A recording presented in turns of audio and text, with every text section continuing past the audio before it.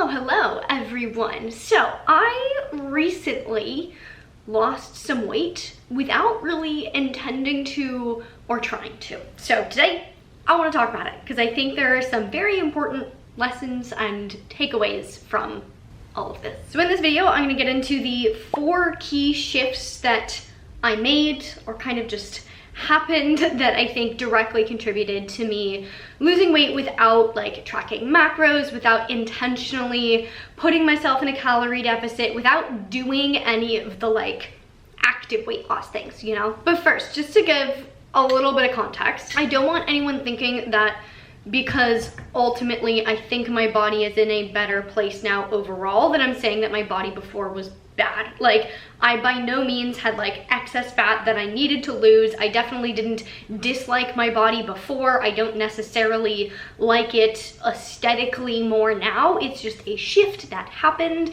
in my total body fat and body composition. Both bodies perfectly okay, perfectly happy, perfectly healthy. Actually, I do think I'm healthier now, but we're gonna get to that. I lost somewhere between 5 and 10 pounds. I wasn't trying to lose weight, so I didn't weigh myself at the start, but I know roughly like what my average weight was for a while. And this was over the course of 2.5 months maybe. Again, I wasn't trying to lose weight, so I don't know when my body really started trending down in weight, but that's probably approximately the timeline. And this all happened without an ounce of force. I could tell that I was losing weight gradually, but I didn't do anything actively to stop it or to shift my habits or how my habits had been shifting, because I felt really good, like physically, mentally, emotionally, everything felt really good. And so I was like, okay, I'm just gonna do what my body wants me to do. And this is where I ended up. But more on that later. Let's dive into the 4 big shifts that I kind of somewhat inadvertently made that I think led to my body kind of just naturally losing fat without me having to force it or actively restrict or do extra cardio or do anything. Number 1, hydration. About 2.5 months ago, whenever this kind of started, I had recommitted to actively hydrating my body. It's something that I have always struggled with, but I started sticking to it. Started drinking 2 of these guys a day, plus some other stuff, and just being intentionally consistent about it. And adequate hydration levels are really, really important in the fat loss process. Like, if you are actively or passively trying to lose fat, staying hydrated is so important. Not just because like it helps you stay full and reduce cravings, but because water molecules are needed in the process that the body goes through to metabolize and burn off fat. So if you don't have enough hydration, if you aren't drinking enough water, your body can't go through the fat burning process as efficiently. So you're just slowing down your body's ability to burn fat if you're not staying adequately hydrated. Simply getting your hydration dialed in can just ramp up the efficiency of that process in the body and make a difference on your fat loss journey. Is it going to be the singular make or break thing? Probably not. Well, honestly, it depends on how dehydrated you are and when you make that shift, because it probably could make a huge difference, but it is an absolutely key factor. My general rule of thumb recommendation for hydration is drinking half of your body weight in ounces. So for the sake of easy numbers, if you are 100 pounds, you should drink 50 ounces of water a day. And you need to be especially mindful of hydration if you just live in a warmer climate. Summer is upon us, and so it is warmer now, and so you might need to ramp up your hydration just a little bit. Or if you are an athlete or train like an athlete, if you are just exercising a lot, you're probably sweating a little bit more than normal, so you might want to increase those hydration levels a little bit. And then lastly, kind of a side note, if you're on a low carb diet, you also need to pay a little bit more attention to your hydration levels, because you tend to lose more sodium when you're not consuming as many carbs. But also, you guys know me, I don't drink plain water. Plain water, no. Part of the reason is because adding fancy fun things to my water just makes it taste better and makes me more likely to drink it. It makes it a lot more fun for me. I can add vitamins and minerals and all of the cool things that also are going to simultaneously nourish my body, so I'm not just hydrating, I'm also getting all of the things that are going to support all of my other bodily functions. But also, I always make sure to add electrolytes to my water because that in itself makes the water itself much more hydrating. Electrolytes, so salt, potassium, calcium, etc., are really important in hydration because they facilitate the movement of the water molecules in and out of cells. So combining electrolytes with your water essentially just boosts the absorption of that water, so it makes regular water more hydrating. And beyond fat loss, proper hydration is super important for like nerve function, muscle function, hormone regulation, nutrient absorption, regulating blood pressure, maintaining fluid balance, and like literally everything. And a deficiency in electrolytes themselves can cause headaches, muscle cramps, fatigues, insomnia, and lots of other issues. I've worked with a number of clients who have come to me being like, oh, like exercise does this, this, and this to my body and it feels really bad and I just constantly pee every time I drink water. Like I can't drink more water because it makes me feel bad. And basically if you are having like weird symptoms around exercise and or hydration, try adding electrolytes. So I think where hydration really helped me personally in losing fat is just in making my body's fat burning process more efficient. So in that sense, it kind of revved up my metabolism. And lately I have been using Element, which is probably the most delicious electrolyte on the market out there that has everything that you need and nothing that you don't. So it's full of salt, which is a good thing. Don't be scared of salt, and none of the extra stuff that I wouldn't want to put in my body. There's no sugar, no gluten, no coloring, no artificial ingredients, no fillers, etc. And they actually use the like science-backed electrolyte ratio, which if you look at a lot of electrolyte supplements, like don't. They just kind of throw in whatever electrolytes they feel like and whatever ratio they want, and it makes no sense. So Element uses 1,000 milligrams of sodium, 200 milligrams of potassium, and 60 milligrams of magnesium. The grapefruit and the raspberry are my absolute favorite flavors. Highly recommend. And if you want to check it out right now, Element is offering you guys a free sample pack with your order. So you get 8 single serving packets for free with any order, so you can try out every single one of the flavors and see what you like best. So if you want to check it out, go to drinkelement.com/fitandnerdy. This offer is only available through my link. It's drinkelement.com/fitandnerdy. Go check it out. Highly recommend. Alrighty, thing number 2 that I think made a huge difference in my body shifting is as I started just listening to my body in the last few months, I started leaning more heavily into protein. My protein intake increased. And this is huge for fat loss because protein is naturally very satiating, more so usually than carbs and fats. Eating more protein will usually make you more full on less calories and keep you fuller for longer. So increasing your protein intake is a great way to just naturally reduce your calorie intake if that's something that you're looking to do. One of the reasons protein is so satiating is that it helps stabilize your blood sugar. So you're not gonna get those spikes and the crashes. And this is gonna help reduce cravings, which if you're trying to lose fat, that's really helpful. It's also going to stabilize your energy levels, so you're not going to have that afternoon slump. You're going to be able to stay more active throughout the day. So the immediate benefits of protein also have a lot of other downstream effects that help in your fat loss journey as well. And then on top of that, a higher protein diet is going to help you preserve muscle as you are losing fat. And this is key if you're trying to reduce your body fat percentage, not just your total weight. Adequate protein is also going to support exercise performance, exercise recovery, both of which are also going to contribute to decreasing your body fat percentage. And then lastly, this part is super minimal but does play some part. The thermic effect of food, or how many calories your body has to use to break down and metabolize the food that you eat, is highest for protein compared to carbs and fats. Don't let that make you think that you need to be eating only protein if you want to lose fat. Sometimes people hear that and they go, okay, I'm just gonna only eat protein from now on. You don't have to do that. But it is helpful to know that it is a small contributing factor. And I think my shift in protein intake helped with all of these things. I started genuinely just craving more protein. Like when I thought, what am I gonna eat? My first thought was like, I want protein. I had far fewer cravings. Like, cravings have been kind of non-existent for me in the last couple months. And I feel like my workouts have been good, my recovery has been good, I've had good energy throughout the day, etc. Next thing number 3 that I started to do is be more consistent with movement. I've always had exercise as part of, well, not always, but since I started my fitness journey, exercise has been an integral part of my life. But if you've been following my journey for the last few years, you may have realized that, like, I have been consistently inconsistent. Like, I will go through phases of being consistent, and then I'll go through phases of just kind of feeling not grounded in my exercise plan and structure and just not being super consistent with it. And in the last few months, honestly, I think it was doing my own 35 Thrive challenge, which if you haven't done it, highly recommend, 35thrive.com, check it out. But in doing 35 Thrive, I was exercising for 30 minutes every single day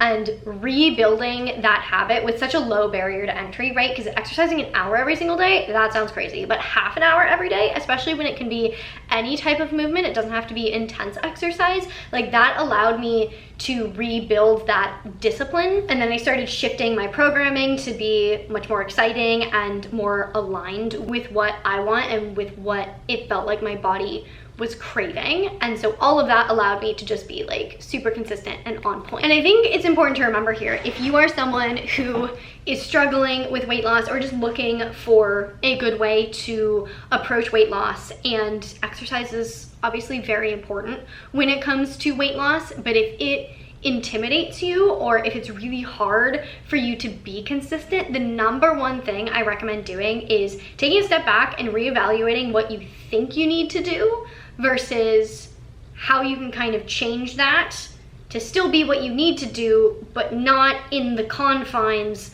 of what you're currently believing. Let me just give you an example. I see a lot of people going into their fat loss journeys thinking, okay, I have to work out 5 days a week. Or they get a new program and the program is like, okay, these are your 3 workouts for the week. You have to do them. And so they get locked in on this idea of, you know, you have to train an hour 5 days a week, or you have to do these 3 1-hour workouts on Monday, Wednesday, Friday, or something like that. But those are just false beliefs. Like, yes, you need to move your body a certain amount. Yes, if you are trying to lose fat and maintain muscle, you need to prioritize resistance training. But training 3 hours a week doesn't have to look like doing 3 1-hour workouts for the week. It can be doing 6 half-hour workouts for the week. It doesn't have to look like always going to the gym and squatting and deadlifting super heavy. It can be at-home workouts like Bulgarian split squats. You don't need a lot of weight to make those really freaking hard, and those can be just as efficient as squats. I see so many people get themselves stuck in these boxes of where they think they need to put themselves and not realizing you can take yourself out of the box and kind of rearrange everything in it and redistribute it in a way that's going to work for you to be more consistent, because consistency really is the key when it comes to exercise and trying to achieve any sort of fitness goal. And consistent exercise is going to help you with your fat loss progress in a variety of ways. First and foremost, obviously, increased calorie burn. Even if you're not actively tracking macros, even if you are literally reverse dieting and increasing your calorie intake and losing fat at the same time,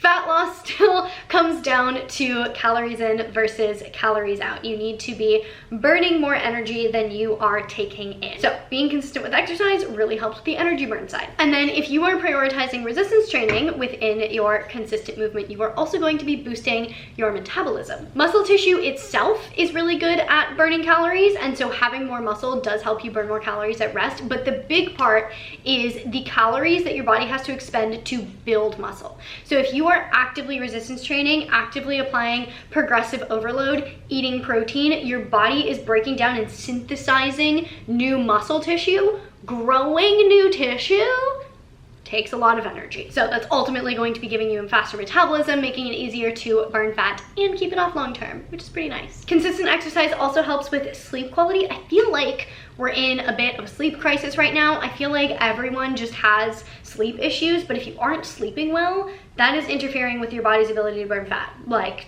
heavily. I have a lot of videos on how to actually improve your overall sleep, so I'll link those down in the description box below, but being consistent with exercise is one of the key things that you can also do to improve your sleep quality. And then overall consistent exercise is obviously just going to improve your health. It's going to improve your insulin sensitivity, it's going to improve your energy, it's going to help with stress reduction, all of which can downstream contribute to fat burn. And I think for me, where being consistent with exercise made the most difference is just in the health side of things. Although honestly, I was probably burning more calories with more exercise too. That kind of does make sense, but I feel like I felt the biggest difference in my health. I had more energy, my sleep did get better. In the last few months, I felt a lot less stressed, but that also could be the next point that I'm about to make. But basically, exercise consistency is not just about calorie burn. Exercise itself is not just about calorie burn. It does so much more for your body than just burn energy. Consistent exercise itself makes you a happier, healthier, more vibrant human. I should just make a whole video about the benefits of exercise that go beyond like fitnessy things. That's a video for another day. We'll loop back to this one day. But the fourth thing, and honestly I think the biggest thing for me, like the thing that made the biggest difference for me and my body, that kind of kicked off this whole process. Like I think all of these other shifts that I made were more due to this last thing rather than vice versa, and that is living in alignment. The mind and the body are intricately connected in so many ways. You can't separate the two, and living out of alignment causes cognitive dissonance. And cognitive dissonance is when you hold two conflicting beliefs or where your beliefs and your actions don't line up. So basically, if part of you knows that something is wrong for you, that it's not in alignment, and you do it anyway, this is going to create cognitive dissonance. So thinking way back, evolutionarily, if you know there's a lion in that cave, and it's a hungry lion, you know this, but you walk into that cave anyway, you are going to be feeling, cognitive dissonance, but also probably extreme anxiety, right? Like your nervous system is going to be screaming at you because you know that thing is unsafe, you are doing it anyway. So evolutionarily, repressing information that is counter to what is known as the norm prevents choosing something new without being on guard for what that could mean. So cognitive dissonance would essentially prevent us from running into dangerous situations just for the sake of it. So when we were evolving, people that did not experience cognitive dissonance probably got killed by the lion in the cave a lot more frequently. But nowadays, it's obviously not about a lion in the cave, and it can happen to a much smaller degree than like life-threatening situations. Cognitive dissonance can occur when you stay friends with someone who's not a very good friend to you, or when you believe that you should be working out consistently, but you don't really ever work out. It can happen when you're staying in a job that's like a really toxic work environment and your body is screaming at you to get yourself out of there, but you are staying. And this inner conflict, this cognitive dissonance, causes physiological reactions. First and foremost, it activates your HPA axis, which is going to release cortisol, or the stress hormone. Chronically elevated cortisol can wreak havoc on your body, including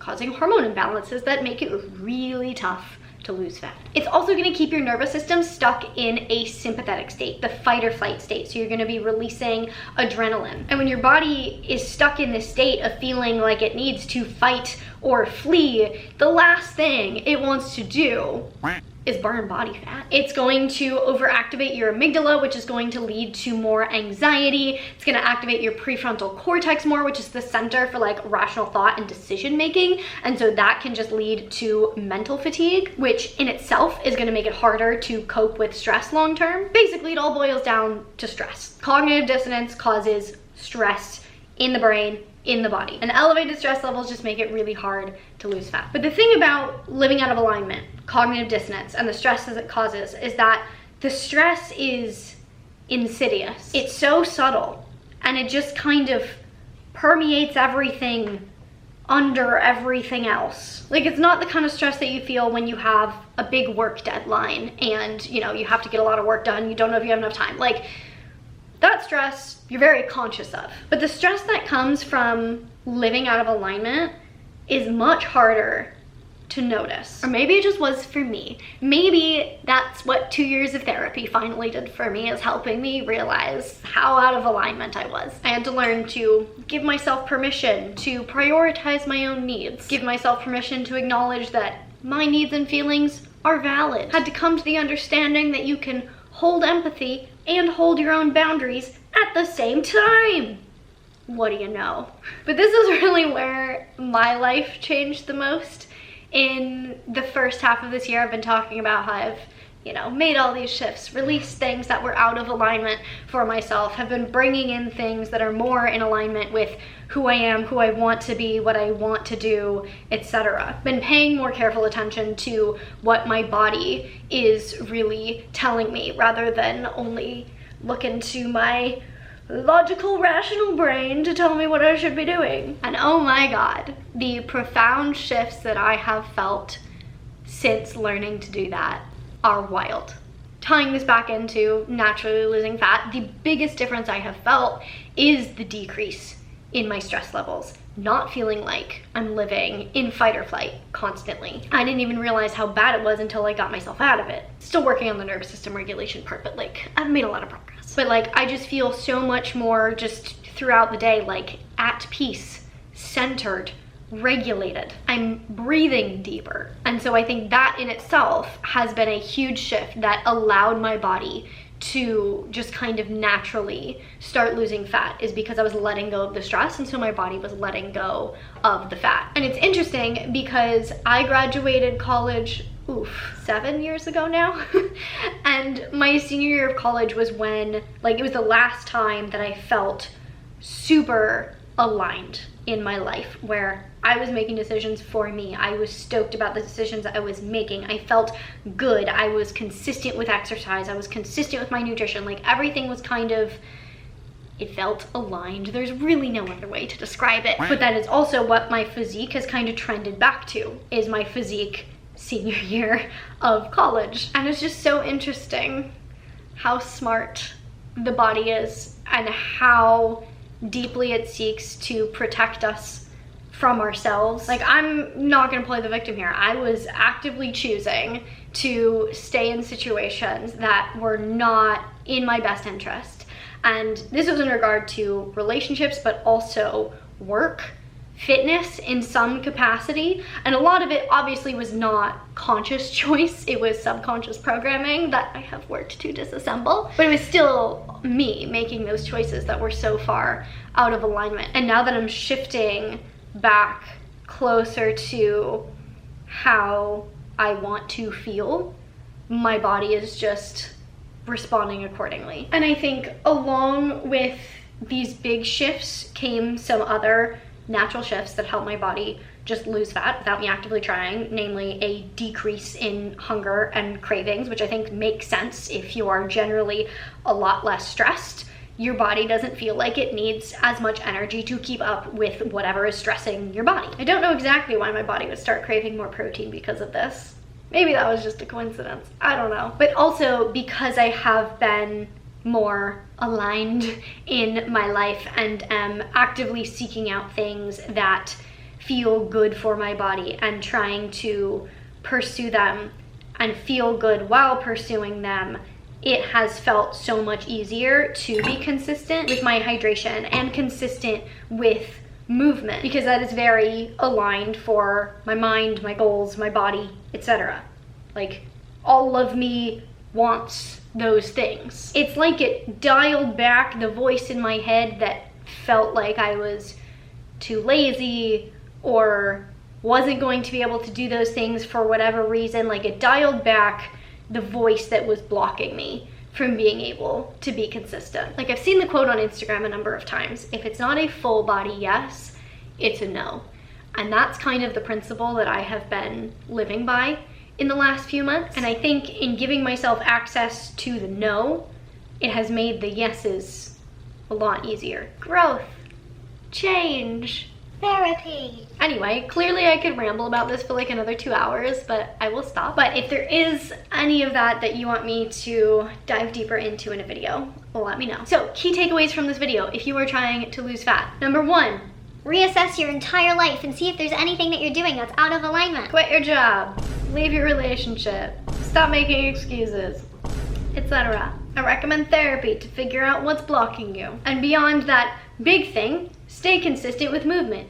Increase your protein intake. Oh, I forgot, I have multiple videos on protein. I'll link those down in the description box below too, but I recommend 0.7 to 1 gram per pound of lean body mass. If you don't know your lean body mass, you can use your goal weight to approximate that. And then stay hydrated, my friends. I recommend Element electrolyte to boost the absorption and hydration power of your water. And again, if you go to drinkelement.com/fitandnerdy, you will get yourself a sample pack of all 8 delicious flavors. Link in the description box below. If you have any questions whatsoever, leave them down in the comments. If you liked this video, please give it a big thumbs up. It really does support me and my channel. I really genuinely appreciate it. Please share this video with your friends, your family, your gym buddies. If you want to see more content from me all about health and fitness, you can check it out over here. To see future videos, make sure you hit that subscribe button, hit the little notification bell so you get notified when I post a video, and I will see you very soon. Bye.